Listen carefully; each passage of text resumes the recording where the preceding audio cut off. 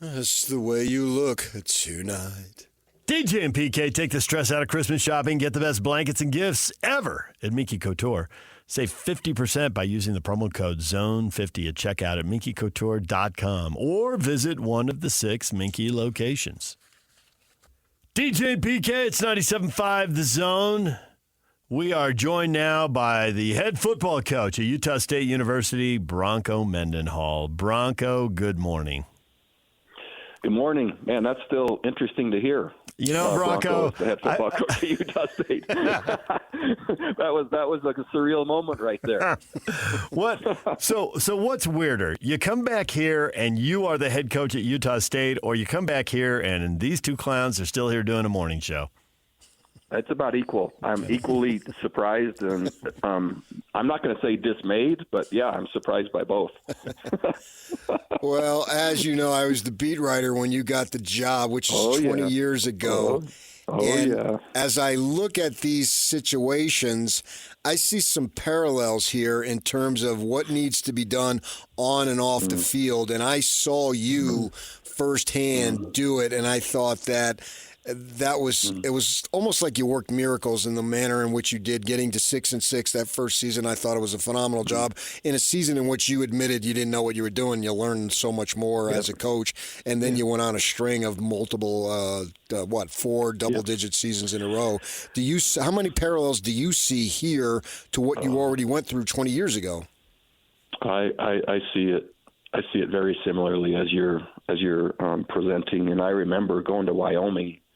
With bowl eligibility on the line, and they turned it over 5 times in the rain. Yeah. And I remember that locker room of BYU, right? BYU players being maybe the most excited group of kids I'd ever seen, and they're acting like they're bowling and they're hugging and they're pounding on lockers, and a BYU team that thrilled to get to 6 from 3 years of really a hard time, right? And not only on the field but off. Yep. And what that took, and maybe the surprise to us all, including me as a first-time head coach, we just hit I can't say milestone, but we hit a marker of significance that needed to happen to heal a team and a community and to kind of show progress. And I remember that. And then it went 11-2, 11-2, 10-3, 11-2, which I think equally surprised us all, right? That it would jump that fast. In relation to the question of the parallels, I think I could just share this. At the end of my tenure at BYU, when Holly and I chose to leave, we had been there 13 years, and right about 10 wins per year is what we averaged, not quite. But gosh, one day we were just talking and kind of reminiscing, and almost all of our memories of impact were at the beginning. Yeah. All the stories were, like I just shared the one at Wyoming, there were some wrestles and struggles there to align behaviors. And many think I maybe went too far, right, in aligning the institution and football and faith. But gosh, in the context we were in, to me it was just paramount to have that alignment. But so many of our wrestles and memories, Holly and I, were at the beginning, and we yearned after 13 years to have those memories again of transforming young people and also a program, which took us to Virginia to do just that, which we did. And, man, those wrestles were similar, but then had success there and some things that hadn't been done there in over 22 years of 5 of the 6 teams being eligible to play after games like Wyoming, right, to get to postseason and an Orange Bowl. And quite frankly, my wife and I, we love hard, right? We love the transformational process and helping programs and institutions re-become or become. And so that's a long answer to your question, but I see parallels, but I also have to be clear. I'm still learning and discovering, and that'll happen ongoing now, this process. But what I'm seeing and what I was drawn to, man, the chance for my family and I to do that together, but also to do what we do, which is that process, that made it just, man, we had to be here. So there's a lot of upside and a lot of excitement about that. There is a downside and a layer of negativity to this story, and you're probably aware of some of the things that are being written and said in Albuquerque because you were one and done there. And I'm curious your reaction to that, because there are a lot of people who pinned a lot of hopes on you. And even though 5-7 doesn't sound great to people outside of New Mexico, that was like the best football season in like 8 years there. And you did it in your first year, and they thought the arrow was up. So what do you say to the people who are disappointed or angry that you left Albuquerque so quickly? So first of all, I understand. It was never the intent. And, man, I loved my experience there. The kids, our team, who we became, the trajectory, everything about it, and everything I had said, everything I had did was with complete authenticity and honesty about the direction that we were going to go, and it was never my intent to do otherwise than that. So number one, I understand. Number two, I'm grateful for the time I had there. Number three, I loved my experience there, and so I get it. For those that, man, are frustrated, usually frustration and anger and anything else, the magnitude of that comes with the hope that was, or the belief that was already instilled in the direction we were going. And so usually the most upset are the ones that had believed the most, right, invested the most, trusted the most, and then as a result are hurt the most. So I understand. And it was very, very, very difficult. And now if you say when you're framing difficult decisions, my wife and I believe, right, that every choice is governed by a principle, right? And every principle is governed by a belief. And the principle for us, for my wife and I, and the first in the programs that I coach, it's family first, last always. And there are players and teams that become family. But that never trumps my own family, nor theirs.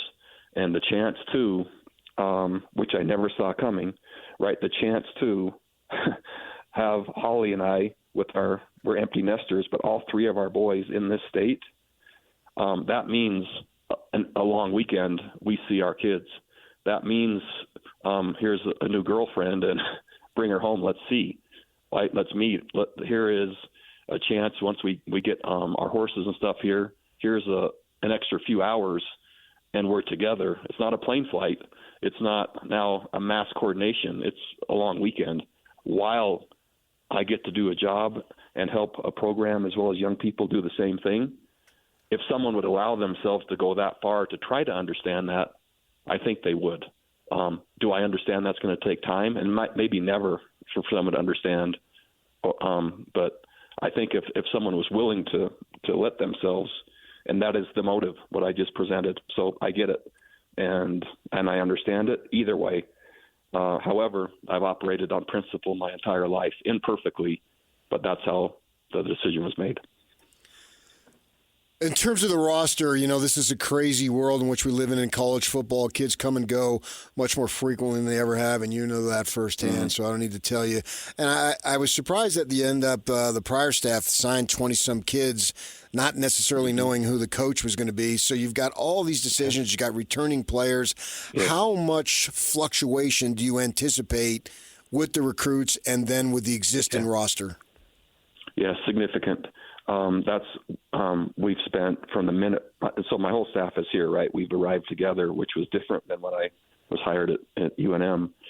Our first priority was the assessment of our existing players and to tell them then as soon as possible with the portal opening, as empathetically but professionally as possible, whether we think they fit or not. And now I'm talking about athletically, right, with the new schemes, direction, and the way we're going to move forward. And so, man, we've worked and still working so fast to do that with the existing roster, the existing signees, as well as what's equally hard is some of the kids from the University of New Mexico, right? They would love to come, and the signees there would love to come. And so really hard decisions, and working to do it in as timely and as professionally and as empathetically as possible, because, right, it's who first, then what, and we have to get the who first part done, and that's right in the middle of where we are, but significant numbers for sure. And at the group of five football level throughout the country, man, you're talking about most teams transitioning 35 to 60 players per year. So the transitional nature of the rosters and having a great plan for that is one of the key things that is necessary to succeed in the new world of college football, not only with players but coaches, because of just the way it works. And maybe to your point also of the number of signees with a coaching staff that was being volatile and no promises to who the coach might be, I think that speaks volumes to, in-state players especially, the alignment, attraction, and belief in a place and the desirability of a place says so much that many players would choose an institution, even not knowing who the staff might be because of what the place is. And I don't think that maybe lesson can be lost, or that principle can be lost. So that's pretty startling when you think about it that way and in that light. And man, has the talent in this state and high school football in this state really magnified and grown since I was here last, and that's really exciting. Do you think there's a real window for Utah State to recruit, given that the measurables that BYU and Utah and Big 12 teams are looking for in players leaves a lot of players who are good football players, but tall enough, heavy enough, long enough arms, all that kind of stuff. And they'll get re-recruited if they have good years, and they'll be transferring. I don't know if you followed BYU much, but they've been pulling guys out of Weber State. So certainly guys can move up levels. Is there a big group of players in Utah that you can recruit that the Big 12 teams are going to pass on simply because of measurables coming out of high school? Oh, yeah, it's my belief. And I'm going to stop just sort of certainty. I believe that, and I think the majority of our roster here will be from in-state players, and I'm designing it and architecting it based on that. And the thought that, and so here's another kind of unique statistic. In terms of just contracts signed or opportunities given in my career, 115 guys that I've coached have gone on had some opportunity to play in the NFL. Most of those were 3-star players, meaning my point is developmental, right? They were this group you're talking about.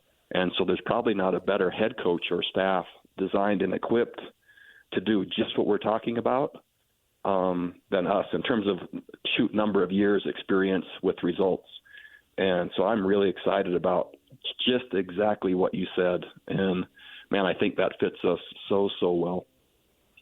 What's the NIL situation relative to Logan, and then as far as the teams that you will be competing with, not necessarily next year, because obviously then you're going to make a transition the year after? Yeah, it's one of my very first priorities. It was the same when I went to the University of New Mexico. And, man, if I were to tell you the numbers of what we achieved at New Mexico from year 1 to year 2, it would have put us toward the top of the Mountain West Conference, and that's at the University of New Mexico. We'll do the same or better here, and that's one of my first priorities, because now in terms of the attraction and selection, but also the retainment. So the idea that a player will just automatically leave after 1 year, I don't think so if – right, the relationships, the structure, the scheme, as well as, right, the benchmarks in NIL meet. Sometimes you can keep a player, and I'm banking on it, an additional year. It might not be their entire career, but if you can then retain an additional year and do that with every really good player on your roster, your chance for consistency remains higher, and then really the direction of your program, right, is more sustainable. And so where we currently are, needs work, but man, there's a lot of great work that's already been done already here in Logan. But that's one of my first initiatives, as it was at New Mexico, just because, right, that helps you bring the who, retain the who, but also treat them well, and at fair market value, which is, who would have ever thought we'd be talking like this? Yeah. In terms of college athletes. But I think we have one of the most unique. I know of no one else who does it like we do, and I'm not going to share that not only develops people but enhances team culture in a setting where everyone's kind of in it for themselves. We have a fascinating and I think exceptional design that really, really works, and so I'm anxious to implement that. You know, you mentioned earlier that your memories, you and your wife's memories of your time at BYU go back to your earliest days at BYU, and it's funny because I have like three big memories of you, and two of them are from the early days. One, it's like 38 degrees at some cold spring practice, I think, and you're out there. And you're out there in shorts and a T-shirt and a whistle, right? And the message is toughness. The message is don't give me your excuses. Get out here and play football. That was just from the media. Right? and then That's pretty accurate. Yeah, Cameron Jensen. We're interviewing down in that trophy area, the lobby thing that they built in the football facility, right? And you've just gotten the job, and they provide a couple players. Cameron Jensen, I'm interviewing him, and he's zoned out. I mean, physically he's there, but he's gone. And I can tell when I'm talking to him. There's no passion, there's no energy and emotion. And then I ask him something about, Bronco because you're a defensive player, and the fans don't know coordinators in that way. What's it going to be like to play for him? And he locked in. I mean, his eyes, he was like one of those predators that you see in some nature thing, right? The lion is going to chase down the gazelle. I will run through the wall for that man. And if it was a Marvel movie, his voice would have blown me through the wall and out into the parking lot. There was that level of intensity. And so your defenses play like that, and you have success, and they bring that energy and emotion. And then I'm watching the New Mexico-Utah State game, and defensively, that thing was a tragedy. 95 points and 1,000 yards, and you're talking about bringing some Lobo recruits and players and keeping some of the guys here. I don't know if they had a good defense between them, and that was on full display when you met in Logan. How quickly can that be fixed? That remains to be seen. But gosh, maximizing existing people that you have at existing places, and man, then there's tough matchups for sure. And so each place you find a way, somehow, some way, to make one more play than your opponent. And I think what quality coaching is maximization of resources. And gosh, in that game and on that day, two really, really good offenses, two struggling defenses. That didn't mean the kids weren't trying hard, but it did mean, right, in terms of what the yield was. And that just means you take that where that was and you keep trying to grow and learn and chip away and help them be better, and grow and learn and chip away and make them better. And that helped the University of New Mexico be diving at the finish line, trying to get to postseason with the team that was picked to win one game in a program that had two winning seasons over the past 16 years that provided hope, optimism, and encouragement to an entire community. And so sometimes how it looks on your way to your ideal is how it looks on the way to your ideal. And that plays out for everybody as it did in that game. One of the things I learned from you is that you valued your time. And you told me one time, if somebody says they need 10 minutes, don't expect 25, expect 10. And I thought, I learned a lot from you watching your organization and your consistency from day to day and how you went about your job. And I thought, as I got to know you a little bit, as the job went on, you grew weary of that fishbowl existence that is there in Provo because it's such a big deal. I'm wondering, how do you anticipate that being in Logan? Because it's an even smaller community than the Provo area was.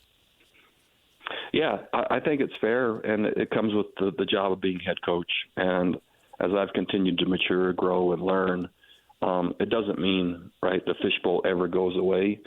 The ability to exist in it, disconnect from it when possible, but also just manage life in that context. And let's just be really clear, Brigham Young University is an amazing place. And I'm so thankful and just lucky that I was the coach there for that long. But I'm also not sure there's another fan base and community like that on planet Earth. Yeah. When you consider, right, the faith-based component, the passion for sports, the representation of a faith and football with the expectations, and then quite frankly, right,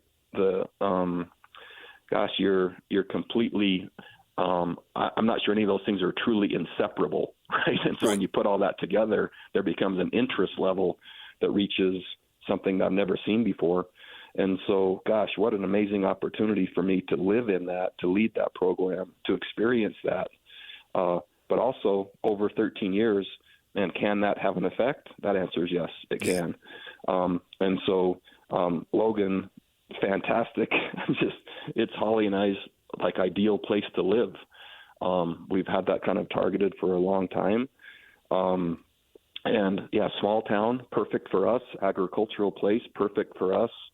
The opportunities here, perfect for us.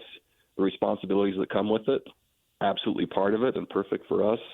And yeah, I think we're pretty equipped after all these years. And I think this will be my 19th year of being a head coach. None of it will be perfect, but in terms of preparation, I'm not sure you can be more prepared. He played for you, and he's coached for you at 3 different schools. Who are the Utes getting in Jason Beck? What is his offense going to look like? What do you expect? Oh, it'll be dynamic. It'll be effective. It'll be exceptional. Jason was my quarterback coach so much of my career as a head coach, working under Robert and I as the offensive coordinator. Jason was a backup quarterback for me at Brigham Young. When I chose to step away at Virginia, Jason went with Robert and I to Syracuse. Robert was with Syracuse for 1 year and left for North Carolina State. Jason was then promoted, so he had 1 year of coordinator experience at Syracuse, calling plays and serving as coordinator prior to me hiring him at New Mexico. But I already knew, the intelligence, the innovation, and what the results would be, as well as the quality of person. And so, our quarterback, Devin Dampier at New Mexico, in combination with Jason Beck, was one of the best combinations in all of college football at any level. And so I think anyone at the University of Utah can expect and will be really excited to see that's the same. Well, I told my wife that, hey, Bronco Mendenhall is coming back. He's going to teach the Utah State job. She had one question, and that question was, does he still surf? You got to be kidding me. But that's so. Yeah, I do. And so there's not a lot of time, in the world of being a college football coach. But in the summers, right, there's usually a couple of weeks there in July. Yeah. And usually that's spent with one trip somewhere where there's water. And by the way, surfing is relative, and I've never claimed to be great, but it's more of a soul surfer where I pop up and I can bottom turn, and no one's going to be impressed by anything else that happens. But it's just, I really enjoy it, and it's just a way to renew in a really interesting profession and taxing profession. And when you find something that brings renewal and joy and kind of peace at the same time, those activities are meaningful. And so that's what that does for me. But I've really shifted from the time maybe we all knew each other. The horse business has become, back to my roots, has become more paramount. At the University of Virginia, I lived on 30 acres. We had I team rope with my kids.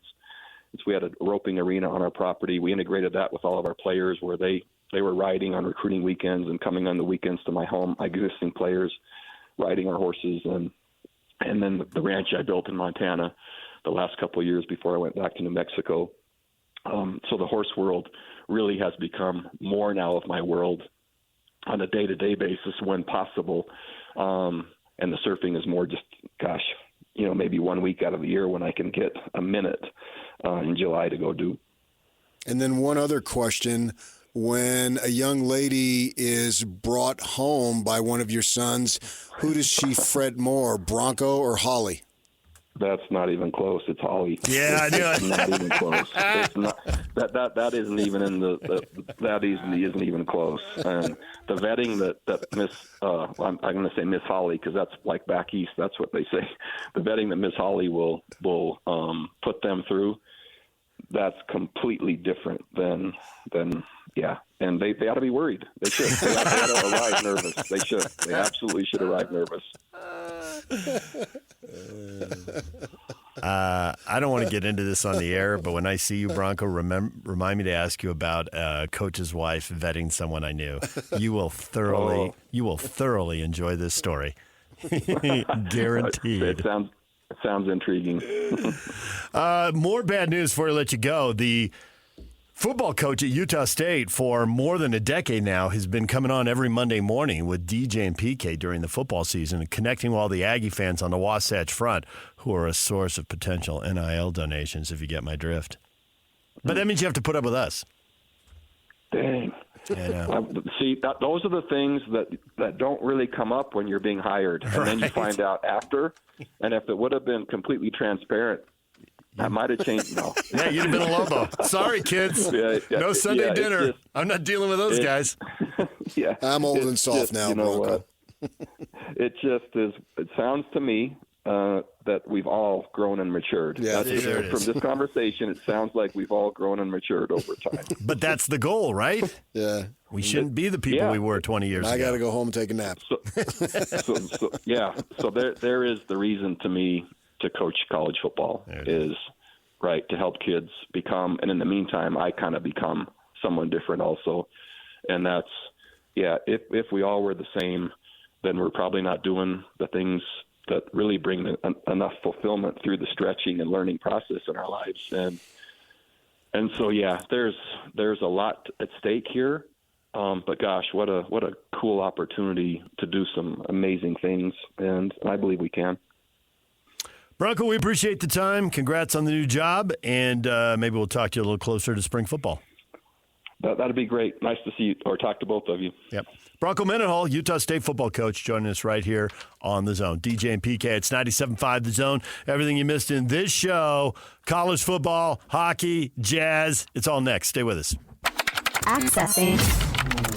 This is Hans Olsen and Scotty G.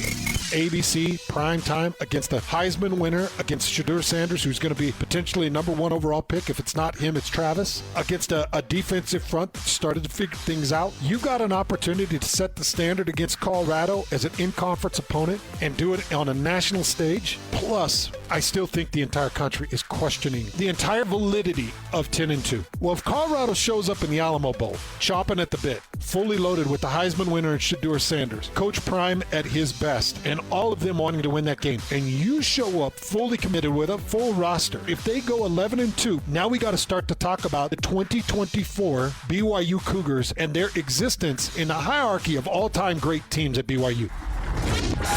Catch Hans and Scotty weekdays from noon to 3 on 97.5, the KSL Sports Zone. DJ and PK proudly presented by our title sponsor, Black Desert Resort, Utah's premier golf resort. We have talked about so much this morning. You have been singing Sinatra songs. People have been urging you to sing rather than talk about the Utah Jazz. This is a year fans are trying to get through. And I don't want to sing, but, I mean, I've got to give the people what they want. I view myself basically as an elected politician. Fans want more football. Yeah. They will take transfer portal talk. They will take bowl games. They will take spring football. They will take crazy projections that have no chance of coming true. We've been discussing. Don't you think the Big Ten and the SEC are just in a different spot? With the power brands going there are schools that have big-time built-in advantages.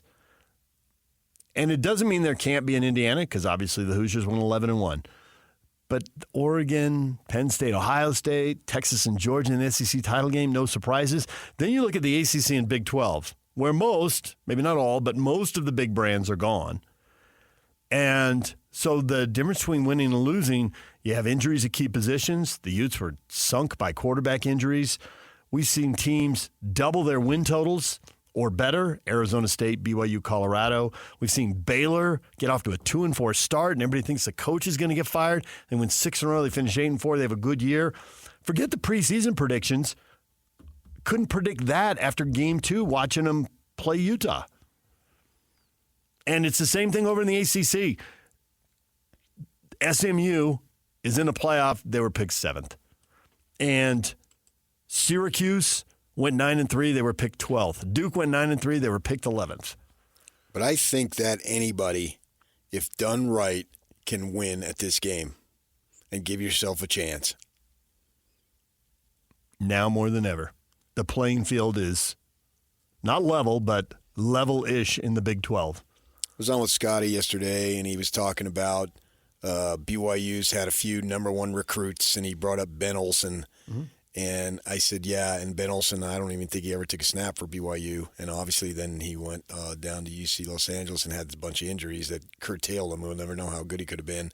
I said, but the thing that I've found in basketball through years and years of being involved in it, that the star system is more accurate in basketball. So I expect this AJ kid to be really good next year. I said, in football, you just don't know.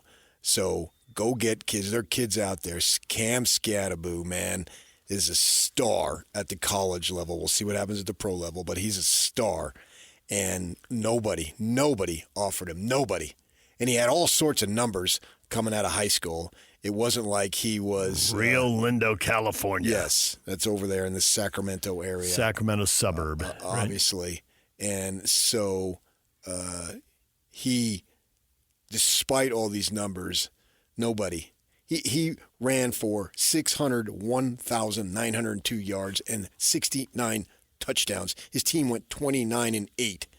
He had one game he had rushed for 287 yards. And I don't know if it's because he's white or what, but nobody offered him. He's a white running back in a place that doesn't produce a lot of football players. And, I mean, Rio Linda just isn't the hotbed.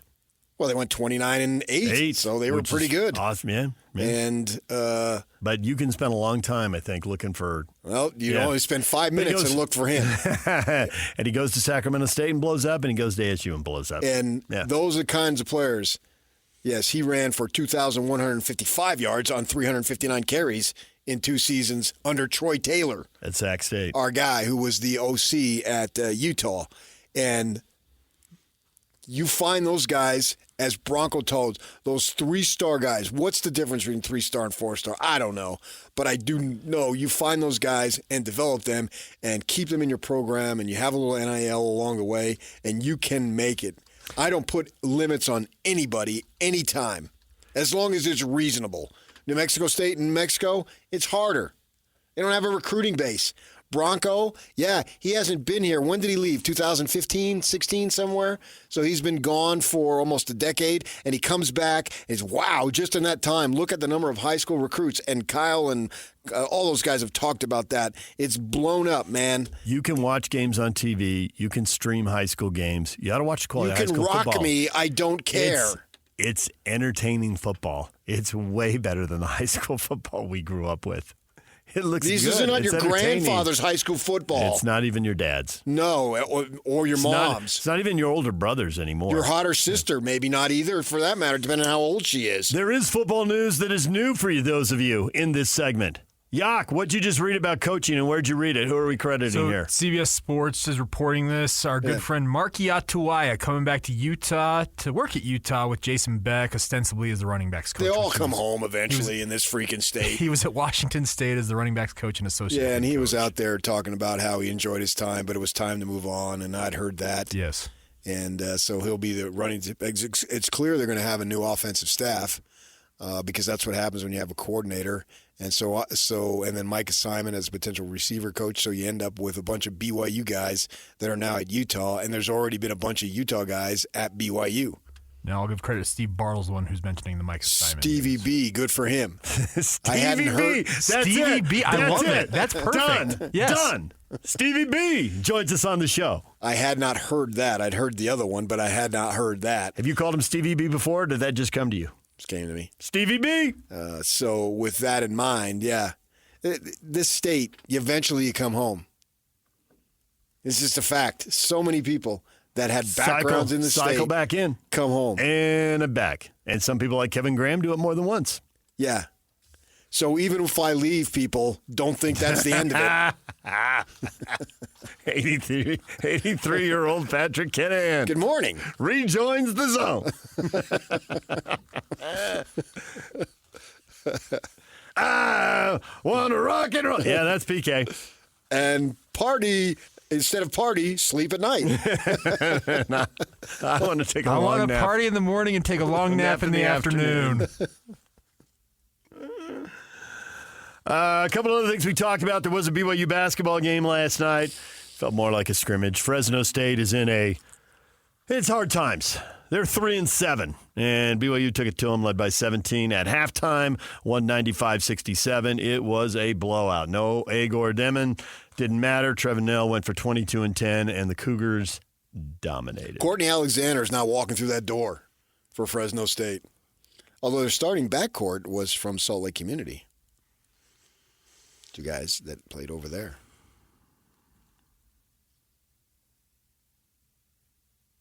Yeah, let's do it. Let's do it. Let's do it? Yeah, do it. All right. Oh, let's do that. Okay, we just got Plan B. Let's do Plan B. I agree with you. Plan B, Yak. Yak, was any of that on the air? No. Okay. We were. We were the fools on the air. Yak has a guest busting down the doors here at the end of the show, but this guest is going to be good and needs more time. So we will tape this. All right, DJ and PK, it's 97.5 The Zone. Thursday Night Football, Rams and Niners tonight, people. Rams and Niners. And the hockey team is in action. The Utah Hockey Club is in Denver playing the Colorado Avalanche. We had Cole Bagley on earlier in the show. He's upbeat on the power play and thinks that defensively it's a matter of getting healthy. You can listen to the whole interview wherever you get your podcasts. Coming up next, your feedbacks. And, man, we get the hot take on the Jazz next. That's next. Stay with us. And it's all over almost here. Don't go nowhere. 2030, circle it. That's why I'm staying 11 and a half years. I don't know that they'll be playing. It's so awesome. Yeah. I'll be dead in 4 years. I'll be here in 11 and a half years. Things change. We just talked to Bronco. Things change, man. Adapt. They do. We just had Bronco Mendenhall on. He was a really good interview. Wherever you get your interviews, wherever you get your podcasts, make sure you get that. Jay responds to TRG saying, yeah, you should hope that the free market supply and demand would show them they should, but when the demand gets diluted with a lot of TV contract money, maybe they don't care about attendance right now. So I think attendance has largely been good.